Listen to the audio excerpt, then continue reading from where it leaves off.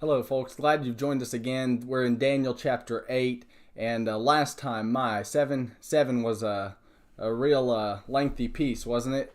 A lot of material there, and like I said, there's even more in the commentary where I detail some of this, and if you want to give that a read, that might be helpful for you. There's some references there, and I develop a couple of points a little bit further than I did even in the video series. You might enjoy that a little bit.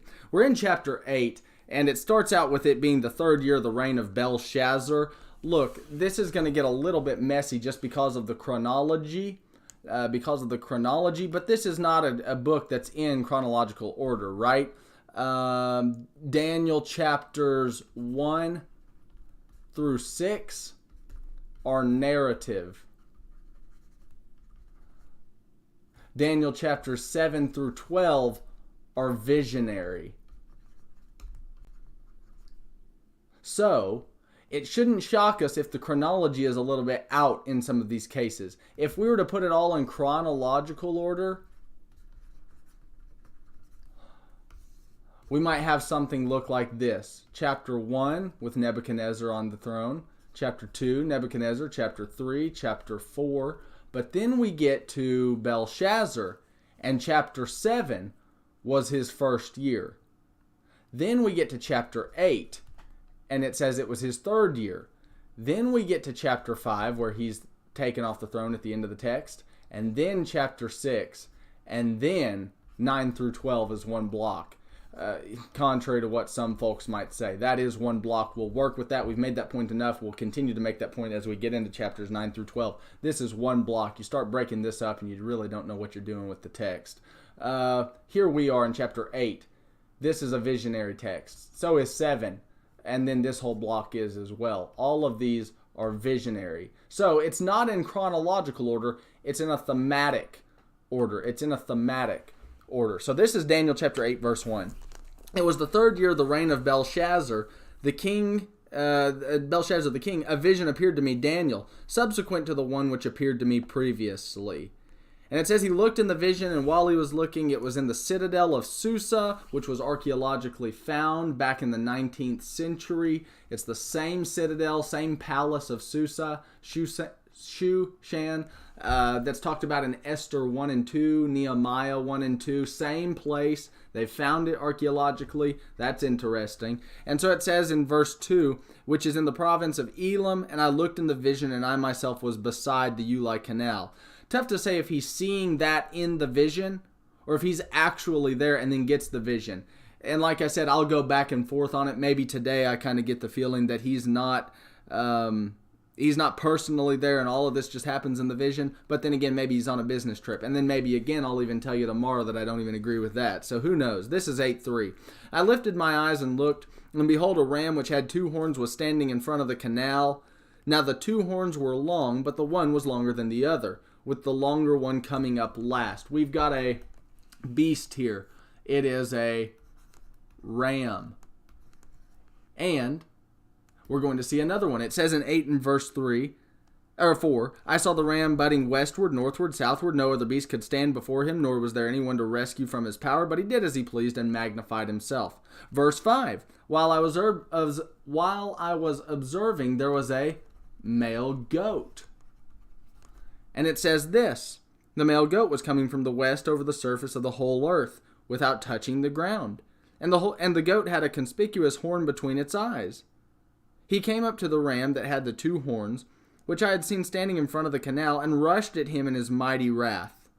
I saw him come beside the ram, and he was enraged at him. So the goat pushes against the ram. And it says he struck the ram, shattered his 2 horns. The ram had no strength to withstand. He hurled him to the ground, trampled on him. There was none to rescue the ram from his power. Then the male goat magnified himself exceedingly. But as soon as he was mighty, the large horn on the male goat was broken. And in its place there came up 4 conspicuous horns toward the 4 winds of heaven. Okay, who is the ram? I'm going to tell you its 2 horns represent Media and Persia. Now you say, is that arbitrary, Drew? Are you just speculating here? No, 8:20. Later on, it's going to interpret some of this for us. 8:20 says, the ram which you saw with the 2 horns represents the kings of Media and Persia. The male goat's horn represents Greece in Alexander the Great. Is that an arbitrary suggestion? No. Look at 8:21. The shaggy goat represents the kingdom of Greece, and the large horn that is between his eyes is the first king. So then 8:8 says that this first king, the horn is broken, and it breaks into 4 places. Alexander dies. Greece is still intact in the 4 kings. Who are they? Here's something of a map. This is the Mediterranean Sea. This is Greece. So you have Cassander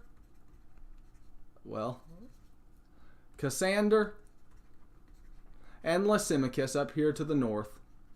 And they get property after Alexander's death. But then down here in Egypt, you have Ptolemy, one of the generals who gets this portion. And then you have Seleucus, who gets the property there at Palestine. They get those segments. For the Bible student, these fellas up here are inconsequential. We only care about the Palestinian area for the most part, and because of the Palestinian area, there's some interaction with the south. And so later on in chapter 11, it's going to talk about the king of the north and the king of the south. And we'll have to work with that once we get to chapter 11. Well, take a look at chapter 8 and verse 8 again. It says this in chapter 8 and verse 8. It says, as soon as he, speaking of the horn on the Grecian beast, Alexander that is, Alexander the Great, as soon as he was mighty, the large horn was broken. Alexander dies. Tough to say exactly how. There are a couple of different suggestions. First Maccabees says he died from illness, disease. Others have said that it was from mutiny. Betrayal. Don't know, but if we take Maccabees seriously, maybe it was by disease. But again, that's non-inspired literature. This is 8:8. As soon as he was mighty, the large horn was broken. Alexander died, and in its place there came up the 4 conspicuous horns toward the 4 winds of heaven. In chapter 8, verse 8, it's speaking of Alexander's successors. And on this beast, it says they were 4 horns. You look back at chapter 7 and verse 6, it was 4 heads. We made this point in chapter 7, didn't we? 2 different figures, same reality. 7:6 says heads, 8:8 has horns. Both discuss the Grecian beast. And 8:20 and 21 basically vindicates that here in the text. Take a look at 8:9 then. 8:9. It says, out of one of them came forth a rather small horn. So out of the Grecian beast, you have Greece, and it leads off with Alexander. Then you've got Cassander. After his death, you've got Cassander, Lysimachus, Ptolemy, and Seleucus. And it's out of this, the Palestinian area, that from out of it, it says in 8:9, grew exceedingly great a small horn toward the south, east, and the beautiful land. There is a number of kings, I think about 6 of them in between. 1, 2, 3, 4, 5, 6. And we finally then reach, afterwards, we reach the villain that's talked about here, Antiochus IV Epiphanes. Antiochus IV is the little horn that grows up out of one of Alexander's generals. So from Alexander it goes to Seleucus, who has a couple of successors after him, and then we finally reach Antiochus IV. That's who it's talking about in Daniel 8 and verse 9. And the books of 1st and 2nd Maccabees, though apocryphal and non-inspired, help us develop some of that historically. This is 8:10. It grew up, this little horn, Antiochus, grew up to the host of heaven, caused some of the host and some of the stars to fall to the earth, and it trampled them down. Same kind of thing is said in Revelation 12:4 of the dragon. Let me tell you what I think is going on here. Daniel 8:9.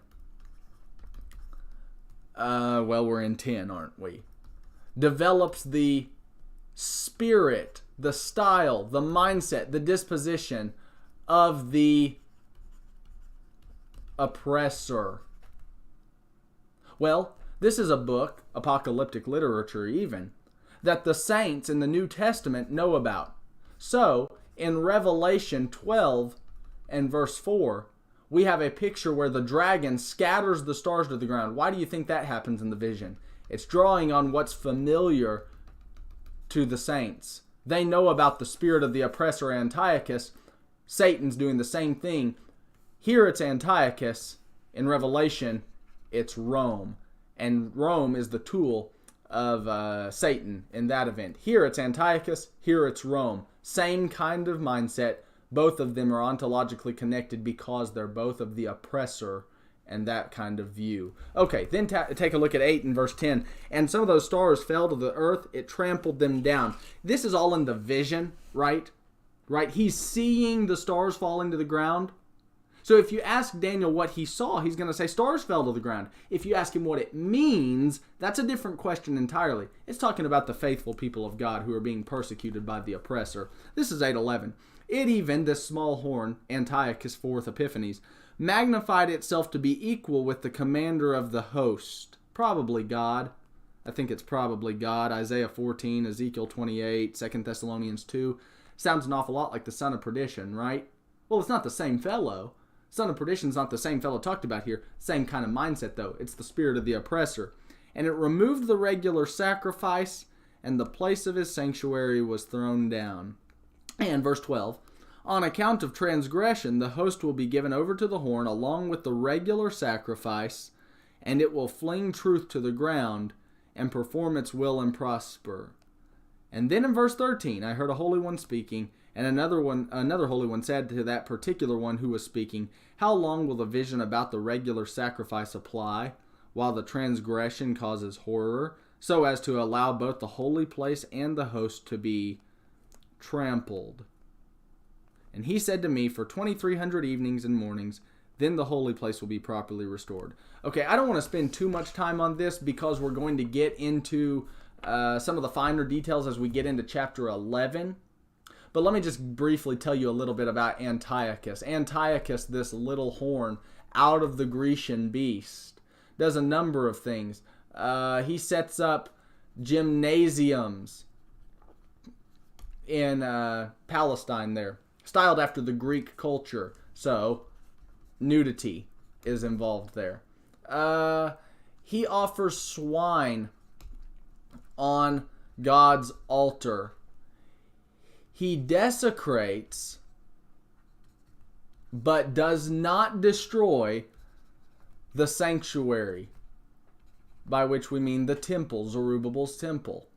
All of this is long after the exile, you know. Long after the exile. It's after Alexander. So we're looking at around 175 BC. We're in between the testaments at this point.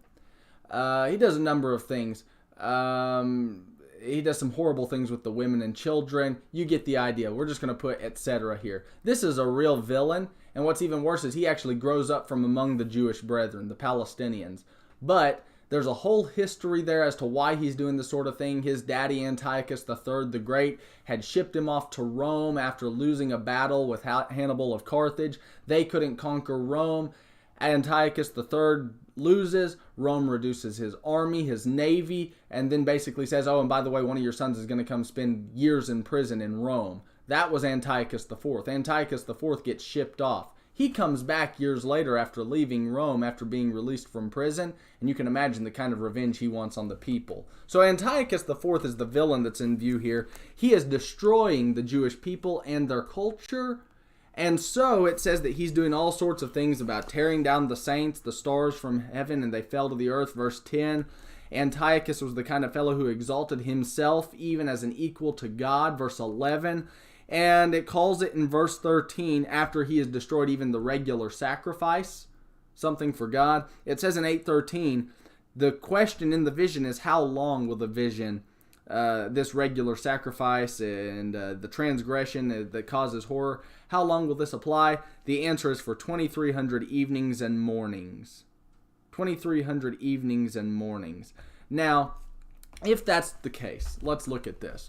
If that's the case, 2,300 evenings and mornings, so days. If you calculate that out, we have two different options. The first one is to say that it's literal. That would put it, if I remember correctly, somewhere around 6.38 years. Maybe that's a literal timestamp. I have a hard time with that. The second option is its figure. It's a figurative remark, which would be just shy of 7. And maybe that's the case. You have this phrase. I kind of lean this way at the moment, that it's a figure just shy of the 7.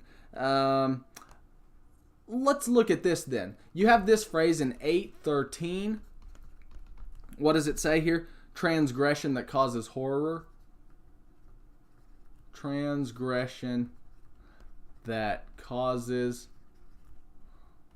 horror. There is a parallel remark in 9. It's used again in 9:27. Let me read that for us, where it calls it in 9:27. The abominations that make desolate. The abomination of desolation. You have another remark in chapter 11, verse 31, where it calls it the abomination of desolation. And then the third one is in chapter 12 and verse 11, where it calls it the abomination of desolation. The syntax on all of these, 8:13, 9:27, 11:31, and 12:11, is all strikingly similar. If I remember correctly, none of it is exactly the same, but the syntax in every case is quite similar. We have something like the transgression that causes horror, or the abomination of desolation. Now, in order to understand what this is referring to, the context has to be the determinant. So I'm going to spend more time talking about it, particularly in 9:27 and 12:11. But let me tell you right now, I think that there are two contexts in which the phrase is used. The first one is in reference to Antiochus. And so it's used that way in 8:13's context, obviously, and 11:31 also. It refers to Antiochus's desolation as the abomination of desolation. Did he ever destroy the temple? He did not. There is a second context in which it is used, and that is in reference to AD 70 and the fall of Jerusalem. And it's used that way in 9:27 and 12:11. So we have two different contexts. The phrase in and of itself doesn't tell us what event is under discussion or in view. The context does that. And we need to make sure that we're embellishing the context in order to get this. In 8:13, the phrase is used in reference to whatever Antiochus is doing to the sanctuary and to the holy people. Did he destroy the temple? He did not. And neither 8:13 nor 11:31 will support that. We'll talk about these more when we get to these passages, 9:27 and 12:11, and why it's a different event entirely than Antiochus's own day. So, 8:13, if we go back there, 8:13 talks about the transgression that causes horror. That is the persecution that Antiochus brought. And even 1 Maccabees chapter 1, 1 Maccabees chapter 1, 44 through 49 outlines some of this that he did. But then there's this reference that is very interesting. Daniel 8:13 and 11:31 both speak of Antiochus's day, don't you think? Well, you haven't looked at 11 perhaps yet, but it is about Antiochus. Interestingly enough, we have an apocryphal text, 1 Maccabees 1:54, that explicitly uses the same terminology and says that Antiochus wrought the abomination of desolation. Is that the case in all four texts of Daniel, 9:27 and 12:11 included? I don't think so, but we need to look at those contexts before making that statement. So we'll do that in a later installment. Okay, back to the text then. Daniel chapter 8 and verse 14. Verse 13, the end. He uses this. He says, the abomination of desolation will allow both the holy place and the host to be trampled. Trampled is the word we have in Daniel 8:13. Let's spend just a moment making this. Well, in the context, what's being wrought? An abomination of desolation. Who is the one that's responsible for it? Antiochus. Okay. Interesting that Luke 21 the Olivet Discourse of Jesus Christ, where he even calls what's going to happen in AD 70 the abomination of desolation. Interesting that in Luke 21:24, we have something really similar. In fact, it seems to me that Luke 21:24 echoes the Greek Old Testament here, the LXX, the Septuagint. This is Luke 21:24. And they, speaking of the AD 70 event, the abomination of desolation as it's called in Mark's account, Mark 13:14, and Matthew 24:15, it also, AD 70, is called the abomination of desolation, but it's not wrought by Antiochus in AD 70, it's wrought by the Romans. What do we have in Luke 21:24? They will fall by the edge of the sword, speaking of the Jews, and will be led captive into all the nations, and Jerusalem will be trampled underfoot by the Gentiles until the time of the Gentiles are fulfilled. Looks to me like the Greek New Testament here echoes Daniel 8. The word trampled seems to be an echo back to Daniel 8, and the contexts are strikingly similar. What do we have then? It looks like it is a type, anti-type kind of thing, where Antiochus's desolation is a type of what's going to come yet in the future in Christ's own day. And it looks like the New Testament reads this back into Daniel for us. Would we have gotten that out of Daniel 8:13 on our own? I don't think so. But the fact that Daniel 9:27 and 12:11 are going to do something with AD 70, and even then this section in Luke 21 draws on the same word, looks too coincidental. It looks like it was by divine order that this kind of thing was happening. Antiochus's persecution wasn't the exhaustive one. It stood as a type for what was yet to come. And even Christ would say that the abomination of desolation would be fulfilled in his own day. So this is 8:14. 2,300 evenings and mornings. Then it'll be restored. So that would put us somewhere around, the restoration would be somewhere around 175. It looks like Antiochus's persecution may have lasted somewhere from like 171 BC. About 171, I reckon, until 165, something like that. So, close to 7 years. The liberal critical scholars then want to divide this up and say the 3.5, and there's your times and dividing of a times. And that's how they use the phrase in 7:25, and they refer it to Antiochus. That's how they use the phrase in 12 verse, what is it? I think it's verse 10. 12:7. They want to use the phrase in 12:7 also and say it still speaks about Antiochus's day. Well, the context in both of these cases just won't allow that. 7 doesn't refer to the fourth beast as Greece, and 12 certainly doesn't either. So we'll need to embellish that when we get to 12. But this is how the scholars are trying to go at it. You know, this is interesting as well. Let's look at this one more time. If you go from 171 to 165, and you try to make all of that fit in Antiochus's day, why do we have a couple of different numbers? The scholars pick up on the fact, which right there in the text, that you've got, how long is this whole deal going to last? 2,300 days. Then we've got this other word. Some of the liberal critical scholars try to half this up, and they say it's going to be 1150 evenings and mornings, the text says, so they try to make it 1150. Then we have this in chapter 7 and 12. We've got the times, and half a times. They say that equals 3.5 years. But that would be actually 1260 days if we take the biblical terminology, wouldn't you think? So 1260 days is not equivalent to 1150 days.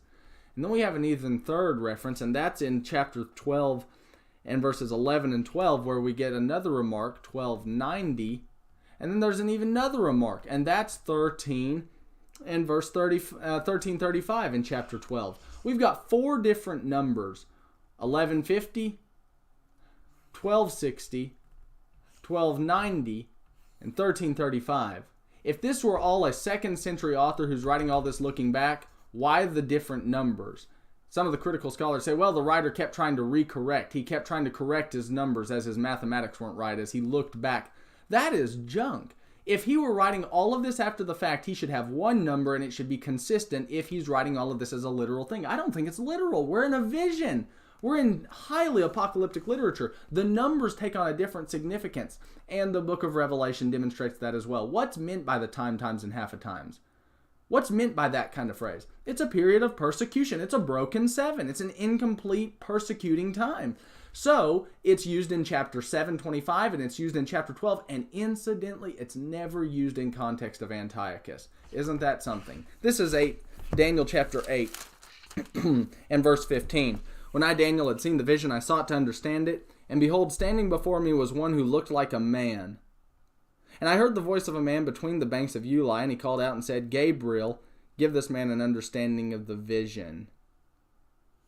Interesting. He's in Luke 1, isn't he? So he came near to where I was standing, and when he came, I was frightened and fell on my face. But he said to me, Son of man, understand what the vision pertains to the time of the end. Understand that the vision pertains to the time of the end.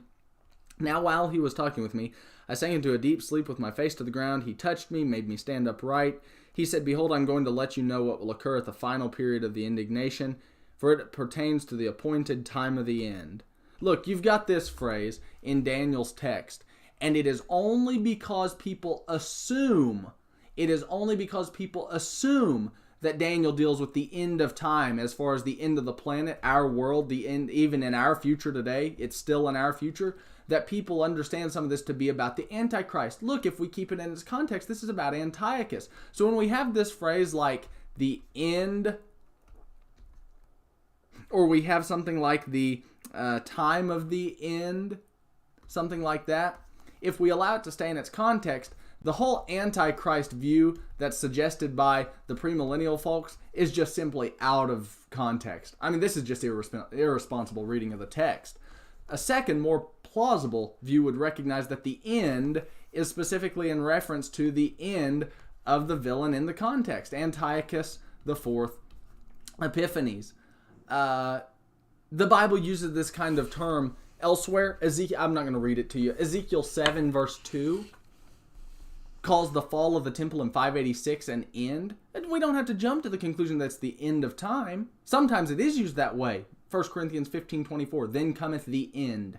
But just because we see the word end or end of time, even if we keep it in its context and we embellish the context, well, then that's good. But if we're jumping out of the context to develop something like this, maybe we've bombed. Okay, this is 820.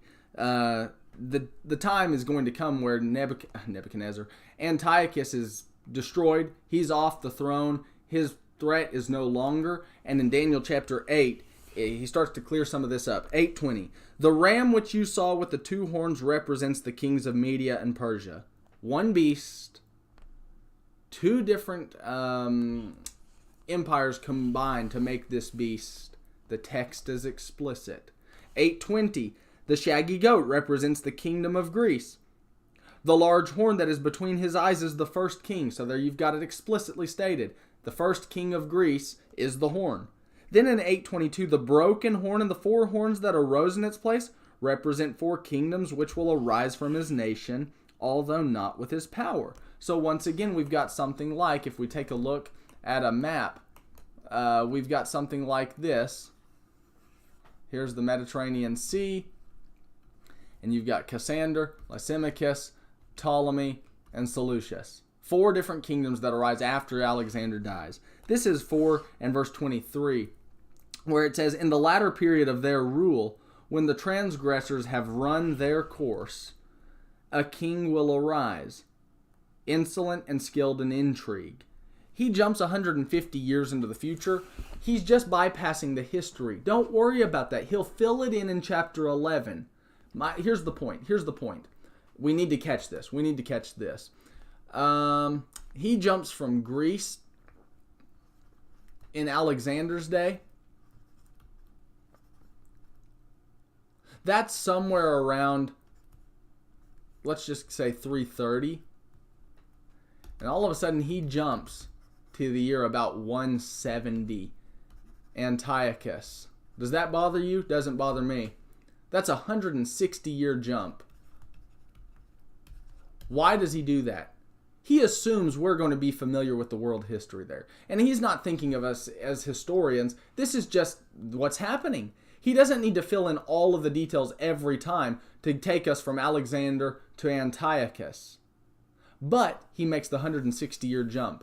This is important because I'm going to tell you in chapter 11:36, there's going to be a similar kind of jump, where Daniel just jumps over the history and gets to the point he needs to make. So keep in mind, here we're seeing at least there's a 160-year jump. Now check this out then in chapter 8 and verse 24. Antiochus, his power will be mighty, not by his own power. He'll destroy to an extraordinary degree. He'll prosper and perform his will. He'll destroy mighty men and the holy people. Holy people's the Jews. Antiochus is going to destroy the Jews. 12:7 talks about a holy people. Wonder who they are.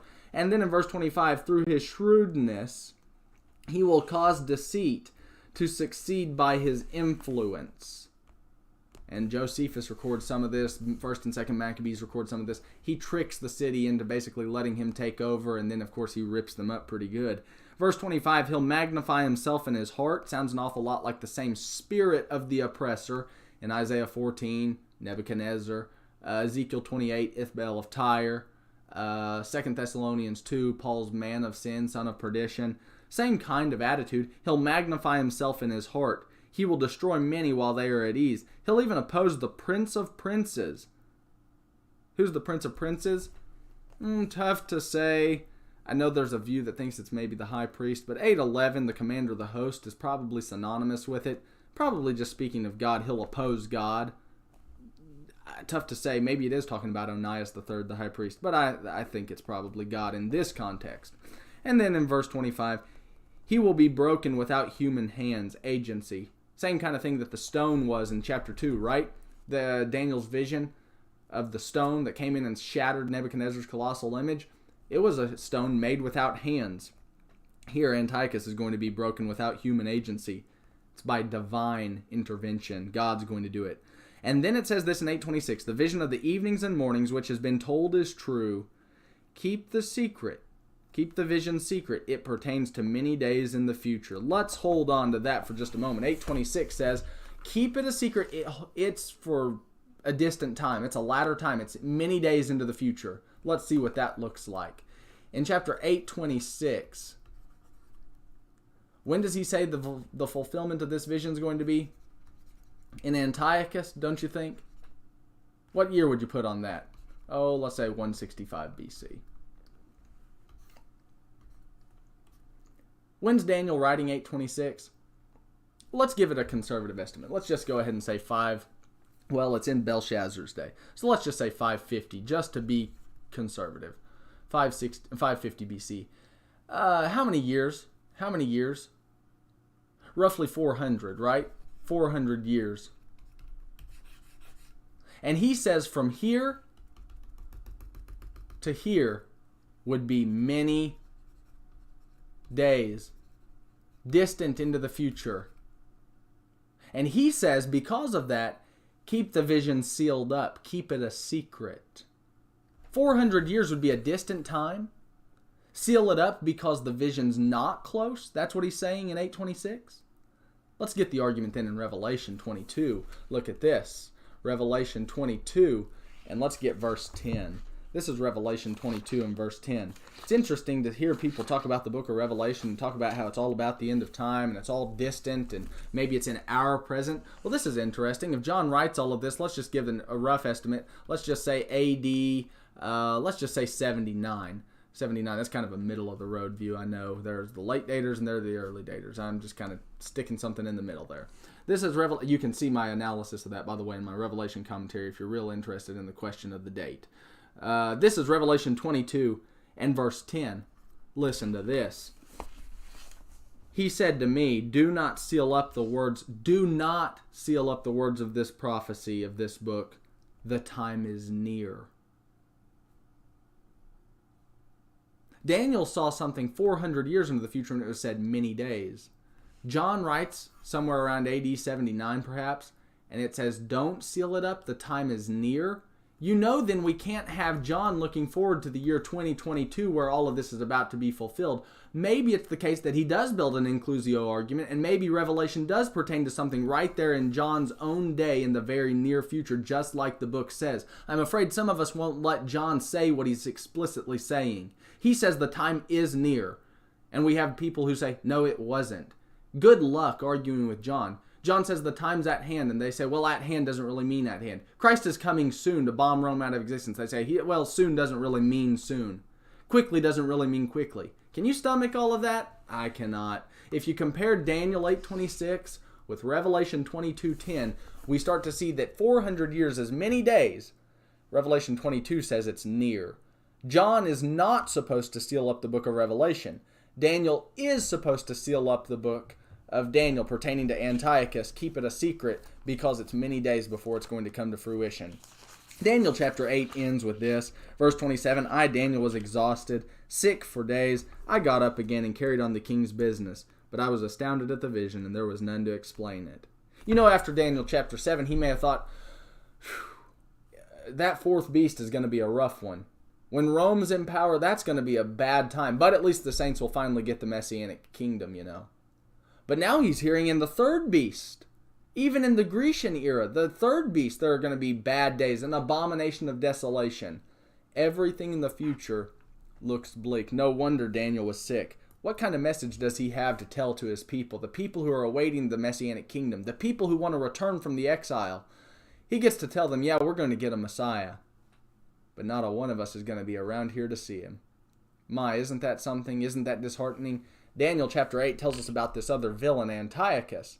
But it has more in store, and we're going to see that as we get into chapters 9 through 12. Thanks for joining us. Until next time, I hope God always richly blesses you to His glory. I hope your work is done well for His glory and for His purposes. And if you've got any questions, just reach out at drewleonard@live.com. Get a copy of the book, Exposition of Daniel. It might fill in some of the blanks that I'm leaving open here in our study. Until next time, hopefully God is always richly blessing you to His glory.